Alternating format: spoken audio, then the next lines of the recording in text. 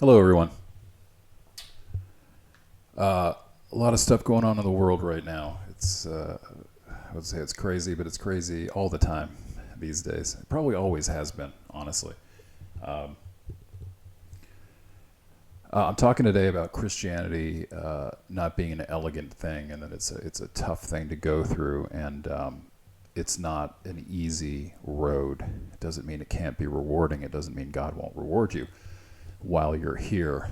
Um, but ultimately, it's not it's not a fun thing all the time necessarily. You got to go through a lot of stuff to get to where God wants you to get to, and whether that means pruning or just suffering here, so God can make you what He wants to make you. You're not always just jumping into Christianity and believing, and it's just unicorns and Pop Tarts and everything's great. It's not like that. It doesn't mean like your first couple of years, at least for me. I mean, you definitely will get pushback, but from people.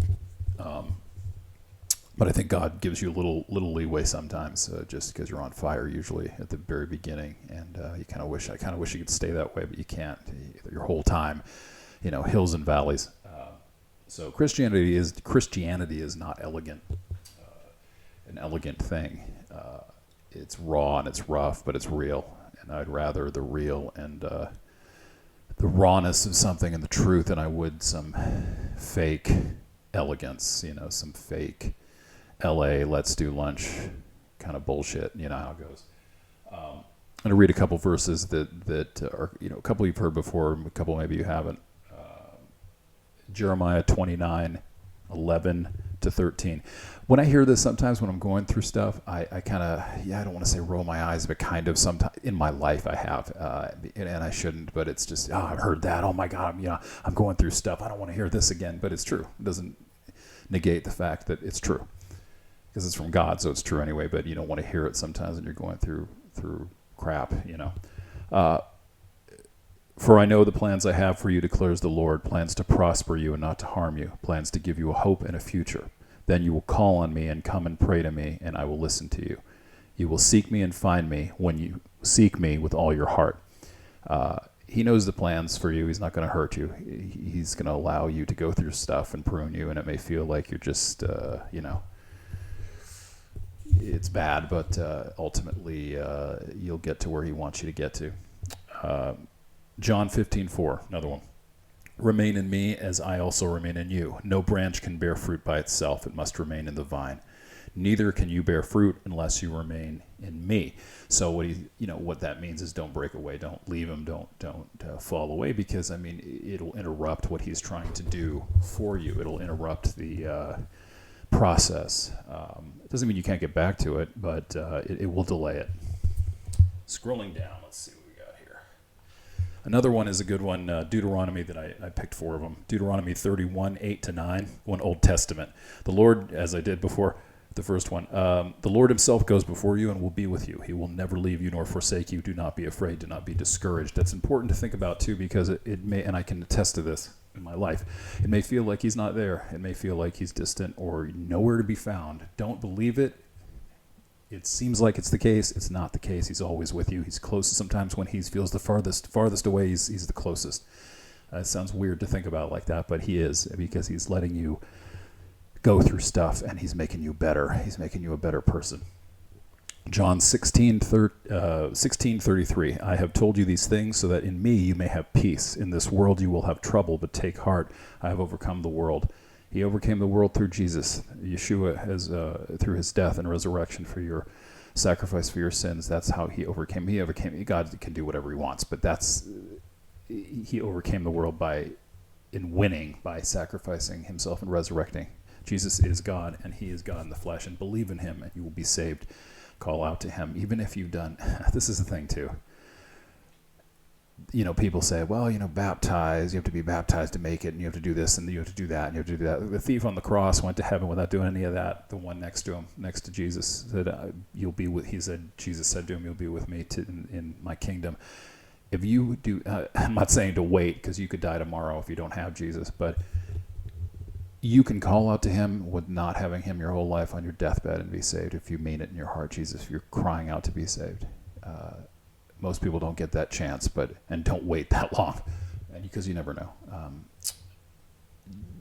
You can be saved if you truly believe and call out to Jesus. He loves you, and he's waiting for you to do that.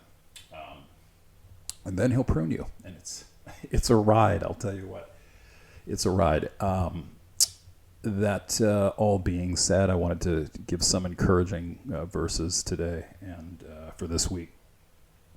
And for the moment, probably going to be doing one video a week instead of two. I don't want to feel like I'm just making them quick just to make them. I want it to mean, and they all mean something, but sometimes the last, couple I've done two pretty quick. It's, I gotta get these out, blah, blah, blah. Or I should just put them out because eventually people will see them.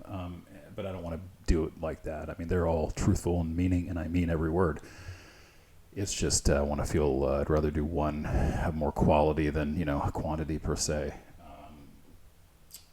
And on a last note, I want to say that when I'm posting this will be the Monday before the election here in the United States, and just a note to say that whatever is going to happen is going to happen. And it doesn't mean you shouldn't vote. I voted, you should vote.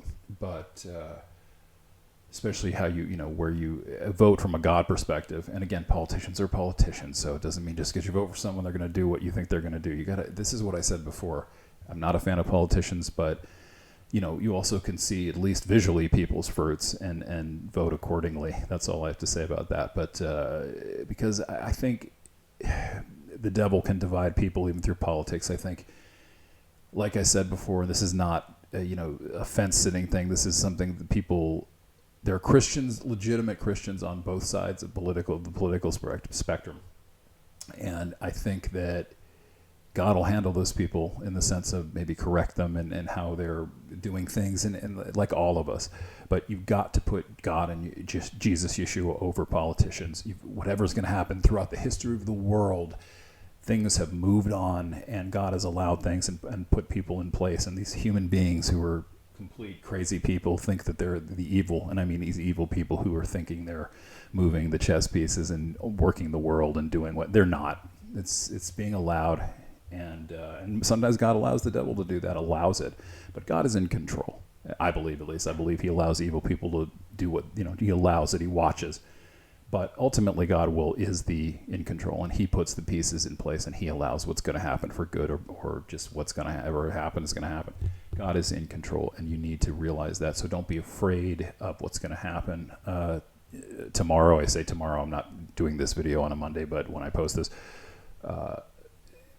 just don't, I know it's easy to say don't worry, don't be afraid, but God is going to allow what's going to happen, and he will make good out of what he makes good, and he is just, and he is fair, and he will do what's supposed to be done. He will do what's supposed to be done, and so don't fear. It doesn't, again, exercise your right to vote, or don't vote. It's up to you, but God, I would say to try to vote. But God is in control. Look to God and Jesus first. You have to. That's all that matters. That's all that matters ultimately. We can do what we can while we're here, but as I've said, and I will continue to say numerous times, if you die tomorrow, none of these politicians, none of the people around you, nobody, not even your family, are judging you. God is. And if you have Jesus, he, as your lawyer, he will look through Jesus to you, and he will be saved because of Jesus, not because of you. Because Jesus is pure, Jesus is God, and he is a sacrifice. But that last note I wanted to say about the election, don't fret, even if you're going to see a lot of crazy stuff, which I guarantee there will be. There already is happening now, but right before it. But God's in control, and what's going to happen is going to happen. And things are allowed to happen, even prophetically, if you read prophecies. Not all the good stuff's coming. It's a lot of bad stuff's coming. So, maybe we'll have a little reprieve from this. I don't know. Or maybe not. I don't know what's going to happen. But people who are on either side, I've got to tell you, on either side of the political spectrum, believe in Jesus first. Try to put the anger aside, and just, that's what matters for your soul, not who you vote for. Yes, you can vote for people who you believe, etc., might help, blah, blah, blah. But ultimately, your soul, Jesus is in control, and he's what matters, and that's what you have to look at. Don't let politics tear you apart. Jesus is who you need to look to, and that's my message today, and I'm sticking to it. All right, always go with Jesus. Bye.